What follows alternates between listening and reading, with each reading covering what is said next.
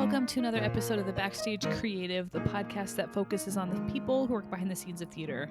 My name is Krista Copper. I am a bass player who has worked in the theater world for many years now, and I love theater. I think it's so much fun. It's not the only field that I work in the music industry, but it's one that's near and dear to my heart, and I learned so much from doing theater gigs, from spending time in the pit, from being in rehearsals with actors, and so much of what I've learned from working in theater, from working with people that have such a diverse background, has translated into positive effects in other areas of the music world that I pursue. I'm so grateful that you're listening to this. I'm recording this just before Thanksgiving of 2020 and the pandemic, and it's just been a really tough year. It's almost been a year since I played my last show. So yeah, sometimes it's hard to talk about theater because it makes me sad, because I miss it. I remember all the shows that I've done and the stories, and it's sad to not be making more memories currently. But I have hope. I have hope that there will be a vaccine, that there will be another side to this, and I encourage you to have hope as well. It's hard. It's hard to be, the music, theater, arts, entertainment industry. I think was one of just the hardest hit industries, and so it's discouraging to be a part of that at times. But there will be another side. Today is my conversation with Tom Hipskind. Tom was the drummer for the Chicago production of Hamilton. Tom is great. I first heard about him from Trevor Jones, who's a bass player who I've also interviewed on this podcast. Trevor Jones has a podcast where he talks to people called the Scholarship Roadmap. He helps music students who are interested in going to music school, kind of find their path and find their way through college. And I highly recommend that you check it out, especially if you're a teacher, especially if you work with high school students. He has a great resource going. But he had Tom on his podcast, and I listened to the episode, and I was like, man, I was impressed by his eloquence and his insight. And so I thought, well, he needs to be on my podcast. Tom has a phenomenal blog that I encourage you to check out. And so we reference several of those articles in this interview. But yeah, he writes on really interesting and thought-provoking topics that deal with theater and education and good stuff. So I encourage you to check out his website to read more of those blog posts. But until then, here we go. Here's my conversation with Tom Hipskind.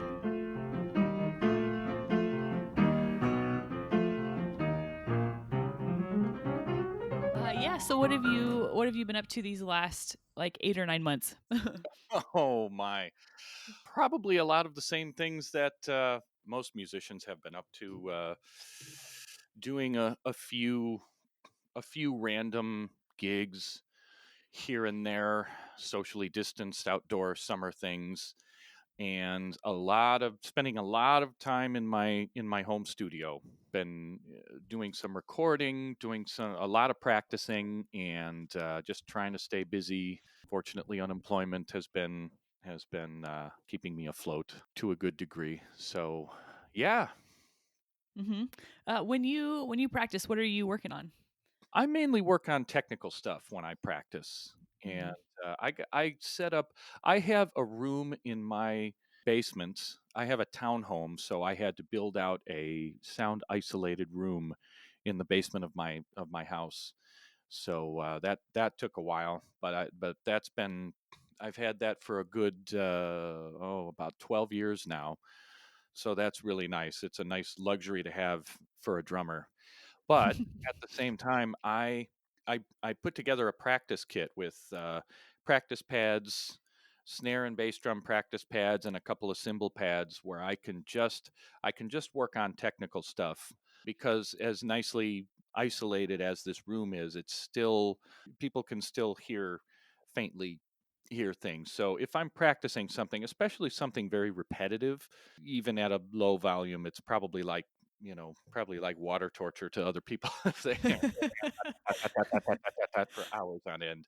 So I'm using a practice kit, and I go through technical stuff just to keep my chops up, or to work up chops that I haven't worked up in a while. My hands and feet. I've been working on some technical things with my right foot, trying to get it's this thing called the constant release, which is sort of it's almost like a one-handed roll for your right foot, but I'm nowhere near the ability to do that like certain drummers like Jojo Mayer and Steve Smith can do it really quickly, but not me quite yet. How do you, when you're practicing, how do you balance technique versus like working on artistry and musicianship? That's a good question. I think that for most musicians, artistry and musicianship comes more with experience playing with other musicians. Mm. I do spend time at the kit. You know, a lot of the time I'll spend 2 3 hours at the practice kit just working on technical things, but then I'll jump over to the drum set and just I'll just do stream of consciousness. I'll just play, and whatever comes out, and that's really good for the creative mind. Yeah, that's a tough question to answer because it takes an incredibly long time to Hmm. develop our artistry and musicianship, I think, and it comes from multiple sources. Mainly, to begin with, it comes from listening, right? It comes from just listening to music and absorbing your favorite artists and your favorite players on your instrument and on other instruments. I mean, I learned so much by listening to Miles Davis. And Hmm. for instance, the Miles Davis '60s quintet with Wayne Shorter and Herbie Hancock and Tony Williams and Ron Carter, just the way that they interacted together.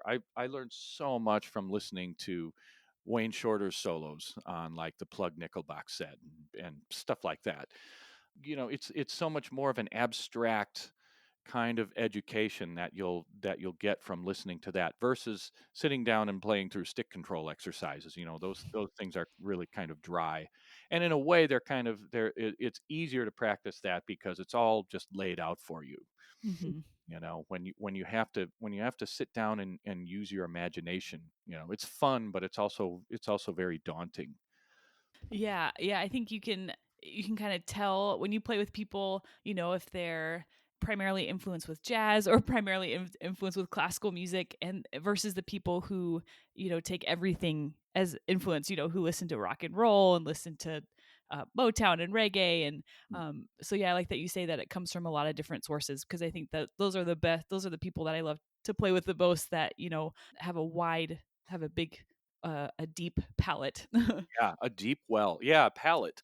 That's a good way of putting it. I have a blog post talking about developing your musical palette by listening, and I was inspired by a documentary. Have you seen it? It's called Jiro Dreams of Sushi. No, I haven't. Oh, I think it's on Netflix. Highly recommended. And it's basically about this amazing sushi chef in Japan, basically the most highly regarded and recognized sushi chef in Japan, and how he thinks about food, and sometimes he dreams about it, and he thinks about it in an extremely artistic sense.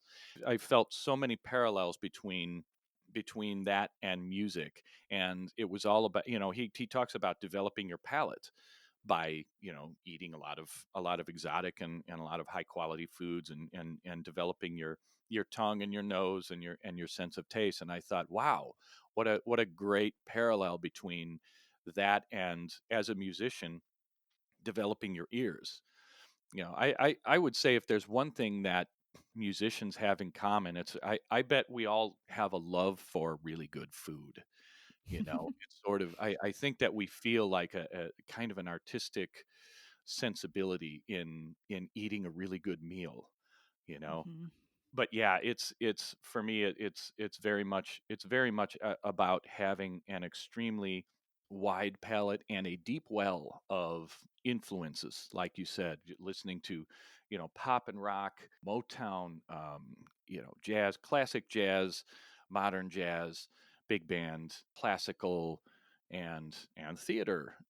You know, and in fact, I often argue that theater isn't it, a lot of people talk about theater as if it was a musical style, and I don't believe it is. I think it's an amalgam of tons of different musical styles. Would you Hmm. agree? Oh, I totally agree. Yeah. Yeah, that's why I love it because Yeah. it never feels boring. Yeah. Same here. Yep. Yeah. So I would love to hear how you got into theater, where you're from, where you went to school, if you went to school, and how you got to playing Hamilton. Yeah. I grew up in a small town in the northwest suburbs of Chicago, Illinois, a small town called Lake in the Hills. Actually, it's not so small anymore. It's been built up over the last 20, 30 years, but I'm originally from Lake in the Hills, and I went to college. I was a bit of a drifter in college. A I started at a junior college, Elgin Community College, and then I went to the American Conservatory of Music for a year in downtown Chicago. That school kind of folded, financial ruin during the year I was there, and so I wound up transferring to Northern Illinois University in DeKalb, Illinois, and I went there for 3 years and finally finished my undergrad on the 6 year plan, and then I went to DePaul University in Chicago for grad school. So I kind of was all over the place, at least in the Chicago area. When I was in college, I didn't really have a plan. As part of the reason I started at a smaller school is because I wasn't really, I knew I wanted to be a musician, but I wasn't quite sure how to do it just yet. But I was starting to meet more and more musicians who were established in the scene, and they were sort of showing me the ropes and telling me what I should do. And so when I got to NIU, I finally developed a bit of a plan. I was studying with this really great teacher, great drummer by the name of Joel Spencer. He was sort of my mentor, and I developed a plan, at least an idea of what I wanted to do, which was basically three things.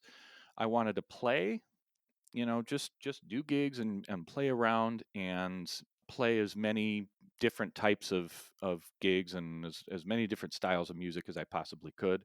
The second thing was I wanted to teach, preferably at the college level. That's why I went to grad school. And I wanted to be a studio musician, which was basically I wanted to get into the studio, in particular the jingle scene in Chicago. At the time, there were a lot of TV and radio commercials going on, and a lot of people were making really good money playing jingles. Little did I know how quickly that would evaporate, but I did wind up getting into, in about the late '90s. I started getting calls for some jingle sessions, and so I did wind up doing that a little bit, but right as the work was drying up. But that was my plan, at least. That's what I wanted to do. So when I got out of college and I finally started working, I just got kind of immediately. I got really busy doing a lot of cheap gigs, a lot of gigs that weren't paying much, but it didn't matter to me as long as I was working and meeting people and sort of developing my reputation. I was happy with that. So I was playing with jazz artists, I was playing with the smooth jazz artist and touring around with him for a while. I was trying to get my hands into as many different little pots as possible. I guess I wound up into the theater thing. I wasn't really thinking about doing theater. I wrote another blog post about that. Um, about basically how to get into theater. I wasn't really thinking about it because when I was in college, what I saw, at least at the time, for drummers in particular, there weren't a lot of really cool drum set theater gigs, and I wasn't. I was a drummer. I wasn't really. I was in the percussion department at NIU, and I was learning sort of the basic competency on mallets and timpani and stuff like that. But I wasn't going to be a percussionist. I was always set on being a drummer. Not that I would never disparage the idea of playing percussion. I just was Hmm. really. It just wasn't what really motivated and interested me. At the time, I saw most theater work as My Fair Lady and things that were more percussion heavy. And if you were playing drum set at all, it was boom chick, boom chick kind of stuff. I did a few shows while I was in college. I played Chicago. I played a community theater production of Once Upon a Mattress and somewhat random things. Oh, I played Baby. Have you know the show Baby? I've never heard of that. Yeah, it's kind of a strange. It was a cute show, but it was there were a few shows like that, but I wound up playing a few shows like that, but I didn't do any theater work for a long time after that because I was doing jazz gigs and big band gigs and what we in the Midwest call jobbing gigs. I know that's more of a regional thing. We call them jobbing gigs, which is weddings and corporate parties, and you put on the tux and go play "I Will Survive" for 3 hours. Not the same song for 3 hours, but songs like that. But Oh. yeah, that would be hard. So I was doing a lot of stuff like that. I wound up getting into theater by I almost kind of backing into it. I was actually playing a jobbing gig. The trumpet player on the gig, I was subbing in with this band that I had played with previously, and the trumpet player on the gig, he came up to me on a break, and he was the contractor, the contractor for all of the downtown Broadway and Chicago shows, and asked me if I would be interested in auditioning for The Lion King. This was 2003, so The Lion King was the biggest show at the time, and it was just about to come to Chicago for the first time for a major production. It was going to turn into a tour and all this stuff, and of course I was, yeah, I'd love to, man, I'd heard such great things about it, and of course loved the movie and all that. So I wound up auditioning. I got the materials about a week in advance, so I was a little bit behind. Everybody else had gotten it a while ago, and so I kind of scrambled to work up the audition materials. Went in, played a good audition, I thought, but I didn't get the gig. A friend of mine named Jim Widlowski, who was kind of like the number one call for theater, he wound up getting the gig, but they liked me enough that they asked me to be the sub, or I think they asked Jim to ask me to be the sub on the show. So I wound up subbing on The Lion King, and that was my first experience with a sort of a major theater production. Hmm.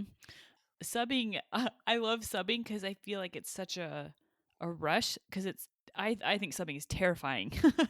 Oh my I God. can't imagine like on a drum set where you're pretty much driving the show, kind of the pressure of tempos. Is Lion King is do you have click tracks? At the time, there was click track on, I think, two numbers. If you're familiar with the show, the Stampede number had click because I think it was timed. I think there were some automated set pieces that were timed to show sort of the cascading, the wildebeests coming over the mountains and stuff like that. And at the very end of the show, there was I think there were some background vocals that were enhancing the sound a little bit. So there was, other than that though, there was no click track. I think since then they've added click on maybe two or three more numbers. But yeah, it was like that. What happened was I sat with Jim and audited the show probably 6 times. I got extremely comfortable. This was in the days before you could bring in a Zoom recorder and record the conductor and practice with your video at home for hours on end. So I had to go and sit there and experience it in person. I was really happy to do that. And so by the time I played my first show, I was over prepared. I was scared, but I was comfortable enough to know I just, it wasn't like I came in and audited the show once, decided to just wing it. I I wasn't going to do that. You're in that environment and you just know that there's just so much on the line. Hmm. and you really feel it when you're there, especially like you say, especially being the drummer. And so by the time I played my first show, it was pretty comfortable. Fortunately, I got the best compliment that you could get, which was that, oh, we forgot that Jim wasn't there. Yeah. We forgot you were subbing. So that was really cool. I wound up really setting myself up well for playing theater, even if my first show was good but maybe a little bit shaky, it wouldn't have made such an impression on people. It would have been like, oh yeah, he was cool, but it was he could stand a couple more shows. It was the fact that I went in there and played it well the first time through and sort of demonstrated all these skills. It really gave an impression. I wound up. I'm using that term a lot. I wound up, but I developed. I think what happened was I developed a lot of skills that I didn't realize at the time would come in handy in theater. For instance, reading. Not that, of course, we all know that you have to be able to read, but I had done so much big band work when I was younger. I was in college, and you know at NIU and at DePaul, I played in every big band, and outside of college, I just did so much big band work. So my chart reading was really strong. I had done so much of that in just tons of different settings and studio settings and stuff like that. So, my reading was up to par. I was versatile. I played pop and rock gigs, I did jazz gigs, and everything in between. I think that I developed a good skill set for playing theater without even really realizing it.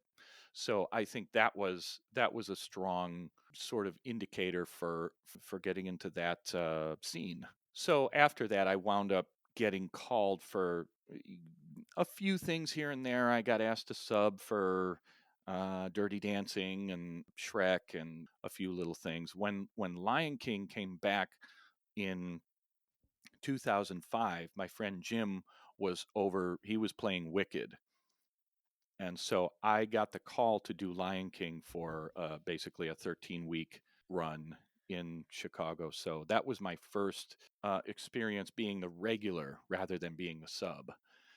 So that was nice. But yeah, subbing is a whole different thing. It's kind of interesting because it's sort of like the theater version of a baseball farm system. It's like you have to. It's a trial by fire. There's so much more pressure on you as the sub because you Hmm. have it feels you feel like you have this one shot to do it and this one shot to get it right. Whereas if you're the regular, you've just got the next show and the next show and the next show. It just Hmm. feels like a nice cushion. Yeah, I always preferred being the regular.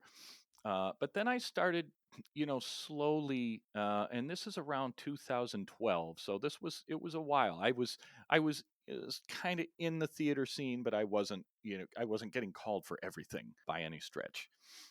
But I started getting called for shows at local theaters. There's a theater in Aurora, Illinois called the Paramount, and they started doing a Broadway series around 2011, 2012, 2011, I think.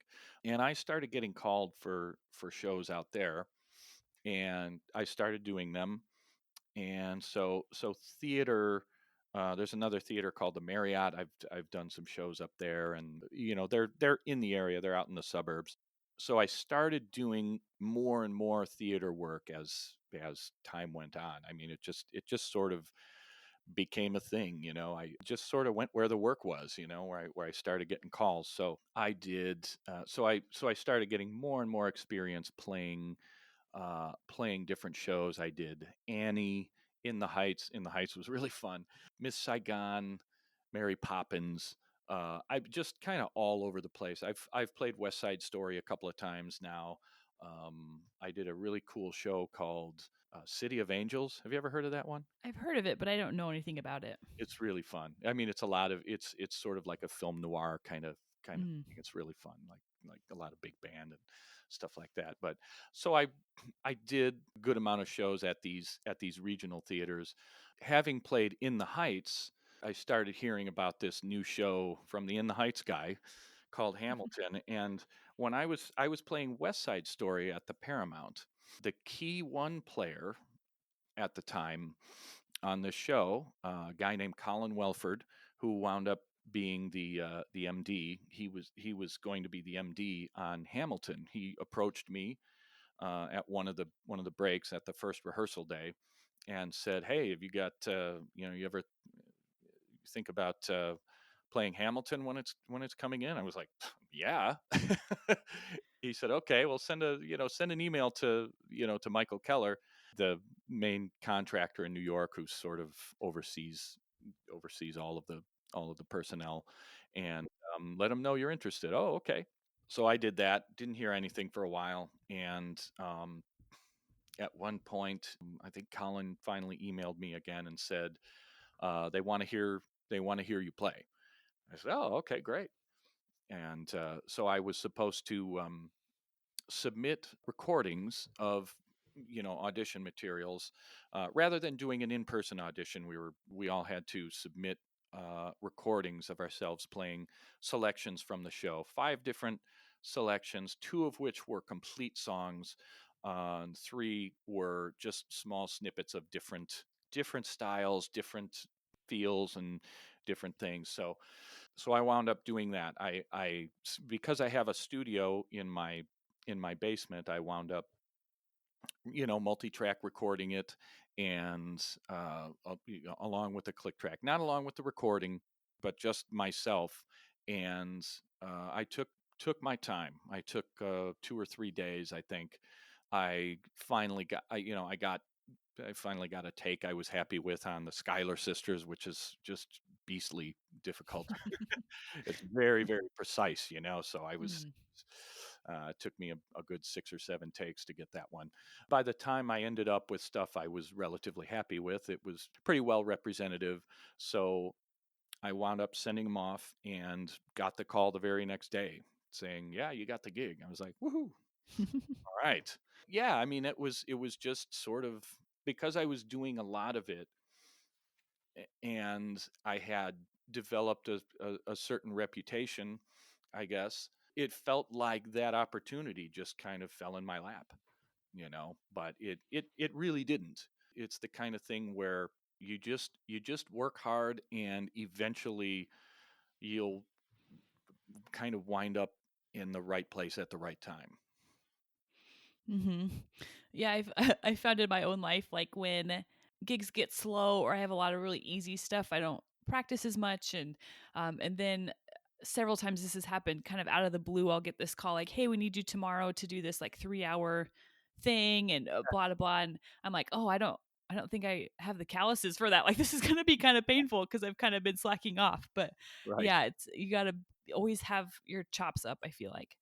Isn't that funny? Because yeah, especially this year, being in this sort of lockdown pandemic environment, like anytime I get anything, I've got a couple of things coming up this weekend. I've got a recording session, not at my place, but at another studio.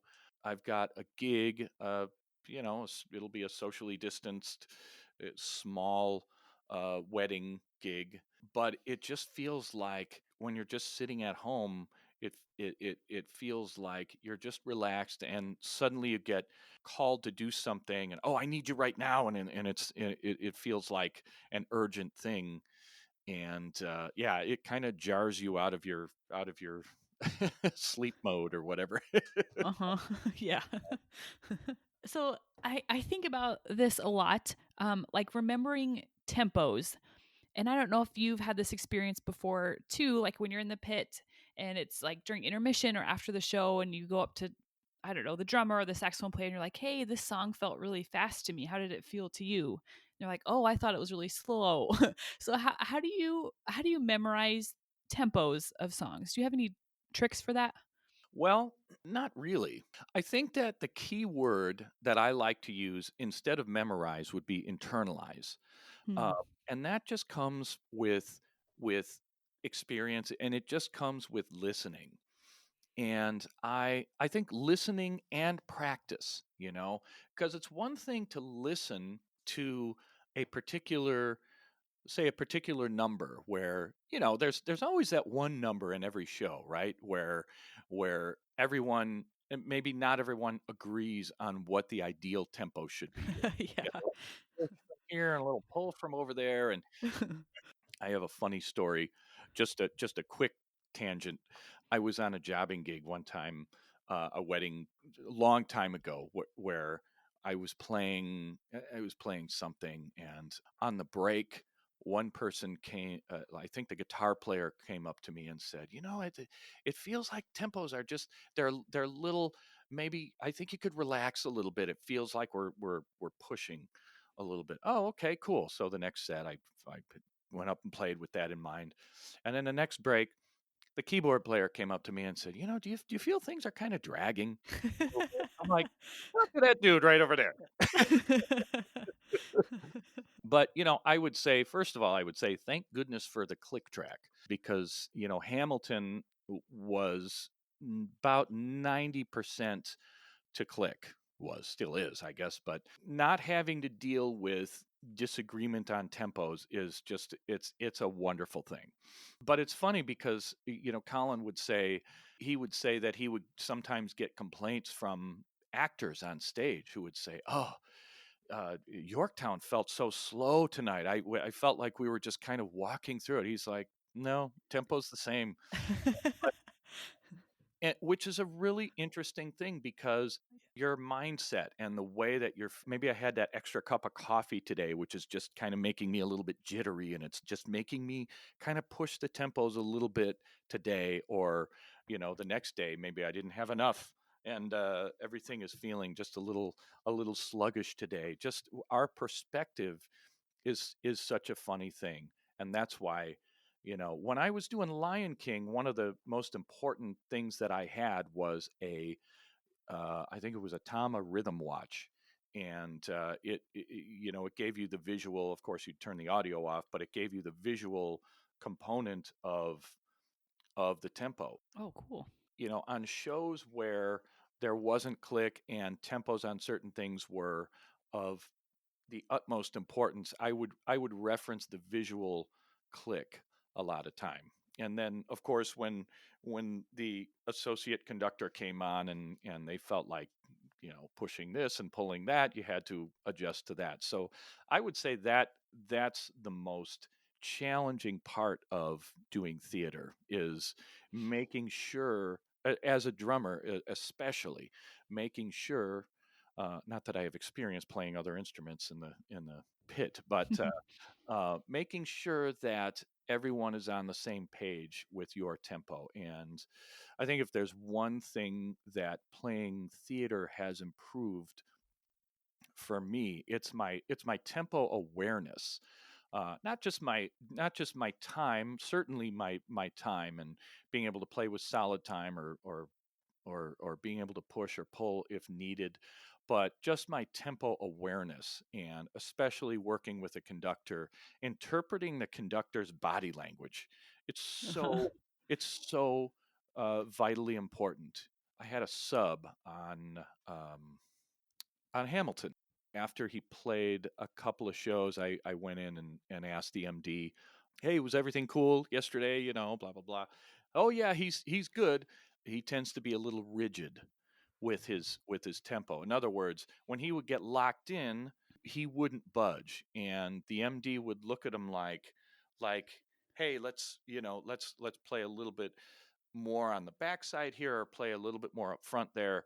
He would be a little bit too locked in. Now, with click track, it's easy to sort of lose sight of the fact that even with the click, we can play with a more relaxed feel, or we can play with a little bit more charging feel. It's a subtle thing, but it's definitely there. And RMD was extremely sensitive to those. A lot of it. I would say a good amount of the show, he was very concerned about having us play in a relaxed way, and just sitting if he feels that you're not on, if you're not on that page with him, he'll mention something in a very nice way, but he would mention something like, hey, let's try and sit. He would like point out a particular number and say, hey, let's make that sit a little bit more today, or something like that. He said, yeah, so this particular sub, he was a little bit rigid when he would get into a tempo. He would just lock in, and he wouldn't budge, even if I tried to play a little bit behind or a little bit ahead or something like that. And he says, ideally, what you want from the drummer as the MD is you want someone who plays just solid as a rock, but isn't too rigid that he can't. I want to feel like I can move you if need be. So it's a delicate balance between playing really solid, but also being open and being flexible. And that's all about keeping your eyes and your ears open. And like I said, I think detecting not only the hand movements or the head movements of the conductor, but sort of their body language. What I always want to not deal with is having the MD look at me directly. I was Yeah. going off to the side, and when he would actually turn his head and look at me, I knew I was That's when you knew you really screwed up. right, right. Yep. Yeah, I think that's such a hard yeah, how do you know when, someone is wanting you to play more behind the beat and when they're dragging and you need to push them? Yeah, it's a lot of an interpretation. Very much, and I would take my clues from the way he would play, or the way someone, not just him in particular, but from the way someone would play. If they started deliberately playing a little bit more, for instance, behind the beat, I would go with them. In fact, this was something when earlier on, like when I was in college, I would listen to somebody play. I'd be playing with somebody, and like somebody be soloing, and they'd be deliberately playing behind the beat. I always instinctively wanted to, oh, you think I'm rushing, so I would start playing a little bit more behind with them. And a lot of the time they would say, no, no, no, no, play, be solid. Sometimes they want to have that rhythmic grind of Mm. you're ding, ding, ding, ding, ding, ding, ding, and I'm trying to do that. So there's a deliberate rhythmic grind sometimes, but I think it's just a matter of communication, talking to someone, and sort of understanding where they're coming from, if they want you to go with them or if they want you to not go with them. But I've gotten to the point where I can tell if they're wanting to put it in a certain place. I was playing a production of Miss Saigon at the that aforementioned Paramount, and the conductor, he wasn't a key one conductor. He was just conducting with a stick. There's one song early on in the show. It's called "The Heat Is On in Saigon," and it's just a straight rock tune. And he wanted me to really, really push the tempo, like almost to an uncomfortable degree. And whenever I play a rock or pop thing, I'm more concerned with letting it sit and having it breathe, and not pushing, because I'm I it's probably more of a natural inclination for me to push than it is to play behind. So I'm always concerned with playing behind. It was the weirdest thing to play a rock tune and be like doom da doom do got it doom da, just like almost accelerating, but not. Mhm. It was cool. It was kind of fun because it's like, wow, this is an interesting. I never thought I'd be asked to push to this degree, but it was it's just one of those things, like, well, now I've done that. Yeah. Yeah, and a lot of it too, maybe comes from just having relationships with people in the pit and knowing, playing with them enough to Mm. know their tendencies, to know their body language, because everyone is so different. And so I imagine, like for Hamilton, playing it as long as you did, you probably knew those people in the pit so well. Absolutely. Absolutely, yeah. And getting to know people's tendencies and getting to know people's preferences. And it's just that's what it's all about. And what a luxury to be playing a show for as long as we played Hamilton. It was almost 3.5 years, and it certainly went through stages of evolution, and I remember I found a pirated YouTube video of one of our shows from early on and watched a little bit of it, and I was like, wow, this sounds so different from how we're playing it now. And or I would certainly bring a Zoom recorder into the pit, and I recorded myself on many occasions, and just to hear myself the way I played early on versus in the final year of the show is just it was almost a totally different approach. Both were good, I mean, every time Alex Lackamore would come in to sort of to listen and give notes, he was always happy, even though it was something different from what it had been, and he's certainly got the savvy and experience to know that we're going to, he's very particular about certain details, but he's also very open to what our interpretation of the show would be. He never, even in rehearsals, he never wanted us to parrot the other guys. He never seemed to want me to play anything exactly the same way Andres plays it. You know, Hmm. and that was nice. It's nice, even though again there are certain specific details that we need to adhere to. He still encouraged us to bring our own voice and our own approach to how we played it. But again, there's a balance point between, I'm not going to go off and play a different part. I'm not going to play, for instance, the drum groove in my shot is written a specific way. I'm not going to change the part. But even within that, there's a certain way that I play a cross stick, or the way I play a tom fill. It's my own voice versus the way Andres plays it on Broadway. That's his own voice. One of the main questions I get from people about who aren't really aware about theater, they're like, well, doesn't it, isn't it a drag to play the exact same thing every day, and doesn't it kind of hamper your creativity? And I don't really know how to answer that, because I thought it would, but it really doesn't, because it doesn't, for me, it doesn't really come into play, because there is this, it's the nature of it. There is this part that needs to be played, and I don't know, it doesn't, I guess the whole idea of creativity, it takes a different form when you're playing a show like Hamilton, or any kind of show. And they're all different, of course, right? I mean, playing Hamilton is a completely different experience than playing, say, Mary Poppins. So, yeah.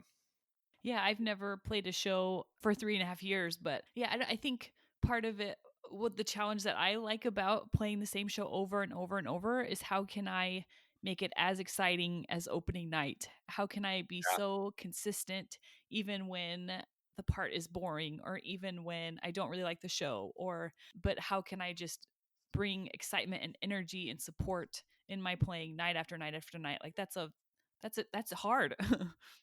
It is, and the last thing that any of us want to do is go on autopilot. Hmm. I have videos of myself playing in like the last 6 months of the run. I don't think I would ever show a second of it to anyone, because, in my opinion, I think they sound good. They sound fine, but you can just see it. I can just see it on my face that I wasn't by any stretch bored or tired. I mean, I was tired. I was physically tired more than anything. I wasn't bored with the show or tired of playing it. Believe me, I would still be playing it if it were still if it were still going on and we weren't in a global pandemic. But it's a challenge, and I remember our Hamilton, Miguel Cervantes, said, he said that was for him. making that was job number one, making it as exciting for the audience as it was for myself the first time I played it. And Mhm. he always said that no matter what, there was always someone in the audience, even on our last show, who's seeing it for the first time. You're playing for those people. So it was my first experience playing playing something for that long, and it's a very unique experience. It's a long show. I mean, it's almost 3 hours. It's almost 3 hours long with intermission. So it was physically and mentally draining for sure. So taking a little bit of time off here and there was a very good thing. Besides taking time off, how else do you take care of yourself, either physically or mentally? I mean, drum set is very, very physical. Like I've played with a lot of drummers that are just like sweaty, by the end of shows. So how do you keep yourself mentally and physically fit? Well, the first thing that I learned to do, that I'm glad I learned to do, was to play the instrument efficiently. I don't sit down and just smash away with arms flailing. Uh, that instructor I mentioned earlier, a guy by the name of Joel Spencer, taught me to use the bounce of the sticks.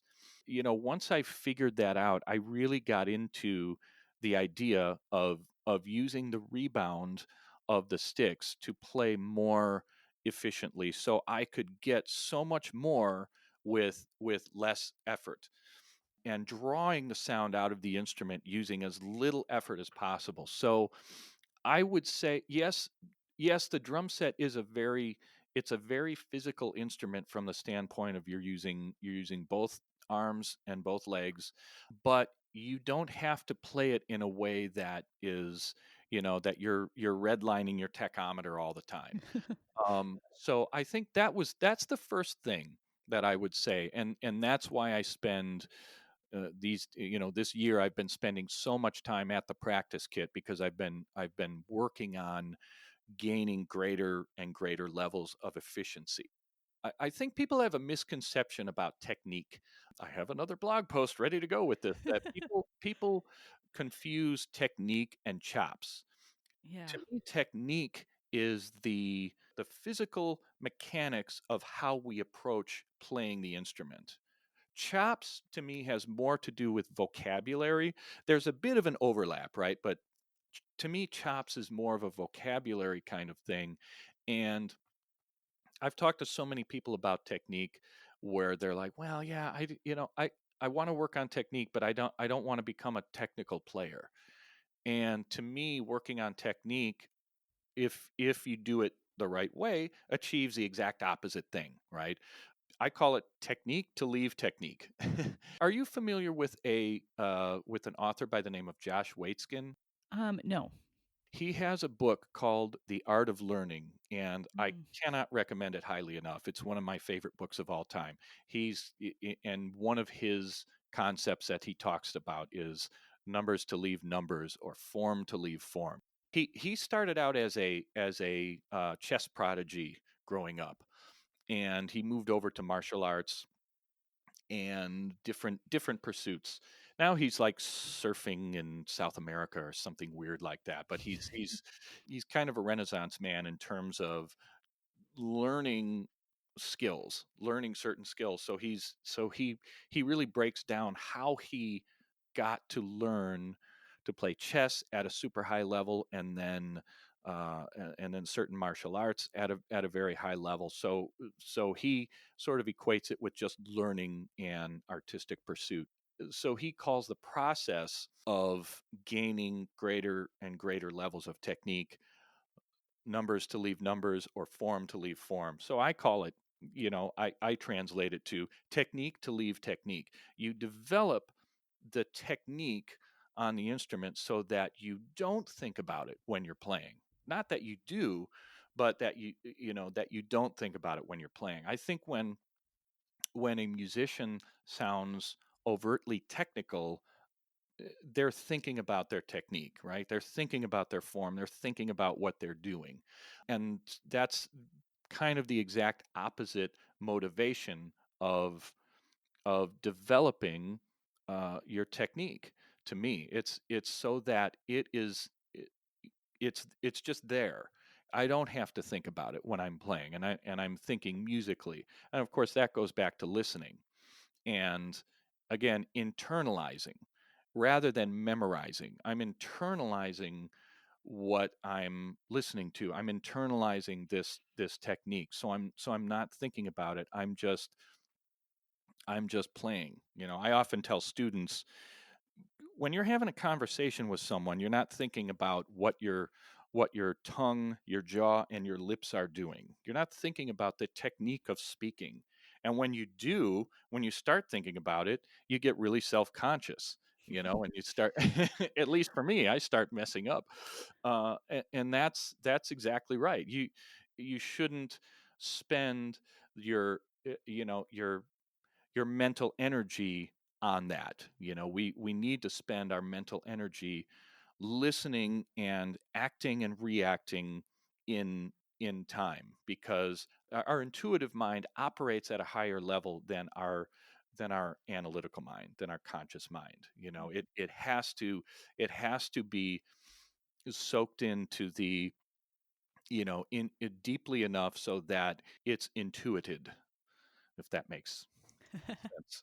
But again, that's my long-winded answer about how I stay in shape. But just one part of it. The other part is I exercise. I have a bench and some weights upstairs, and I spend a good amount of time working out. I love bike riding. I have a bicycle. In fact, I just got a bike trainer, which is a little sort of treadmill for your bike that I put upstairs. So over the winter, I'm looking forward to bike riding in my house. And I do spend a good amount of time meditating too. I've started a meditation practice probably a little over 20 years ago. It's been a really wonderful thing. I started meditating as a musician because I started reading books about practicing, like the inner game of music and the art of practicing by Madeline Bruiser, and some was it yeah, the art of practicing, and other books, because I wanted to get to a higher level as a musician. This is probably around late 90s, early 2000s, and meditation seemed like it was a common thread in all of these books I was reading. So I just thought I'd start trying to do it. So I started reading books about meditation, and various Zen Mind, Beginner's Mind is a really good book about meditation and stuff like that. So that's something that I do a lot too. But I started it to help me as a musician, and it's helped me in innumerable ways, but certainly as a musician. Hmm. Yeah, being a musician is a lifestyle, I think. Yes, absolutely. It really is. What do they say? It's not just what I do, it's what I am. Hmm. Yeah, for Yeah, sure. so much of my life is like based around bass playing, like the car that I picked, and like when I buy clothes and shoes, how can I will I be able to play bass well in this, and Yep. um, I've yep. never owned a car. Yeah, no, I mean, I've always owned a truck, but I've never had a car. Uh huh. Actually, in my teens, I had a station wagon. But ever since then, it's always been either a pickup truck or an SUV. Hmm. Hmm. Yeah, it's a lifestyle. Yep. So I like to ask everyone the same final question, and that is, what advice would you give to young musicians who want to do what you do? Well, there's so much. But I would say, broad strokes. Well, first, just listen. Listen to as much music as you could possibly listen to.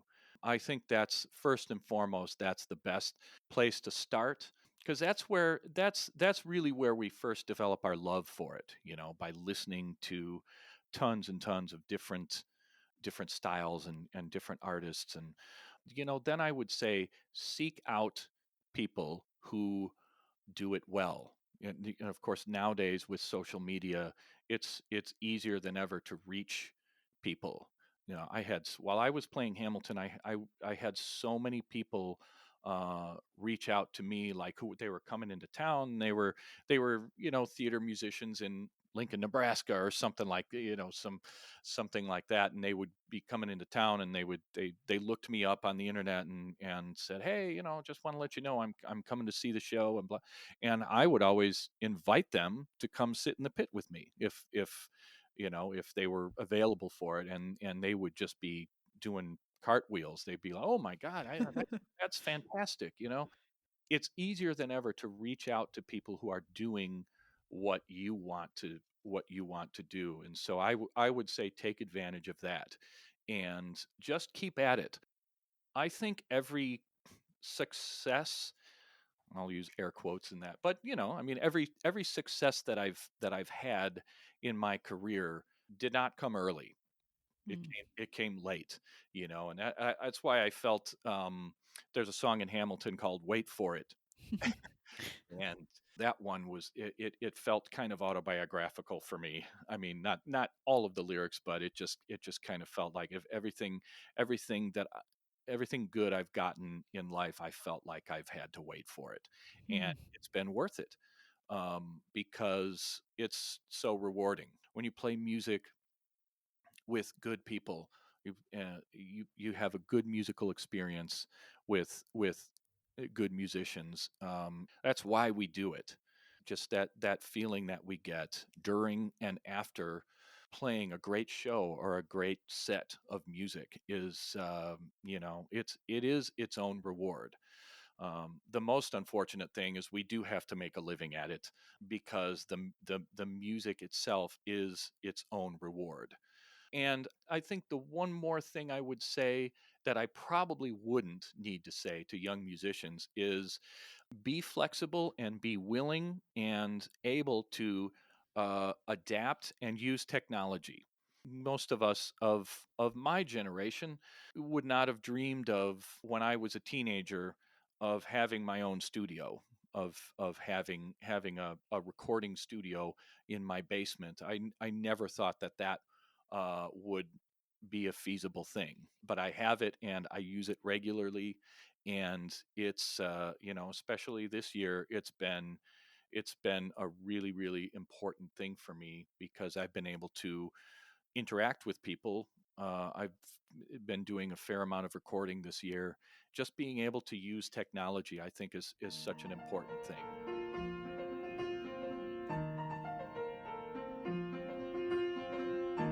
The music for the Backstage Creative was improvised and performed by Ian Leroy, and the logo was designed by Zach Rimbold.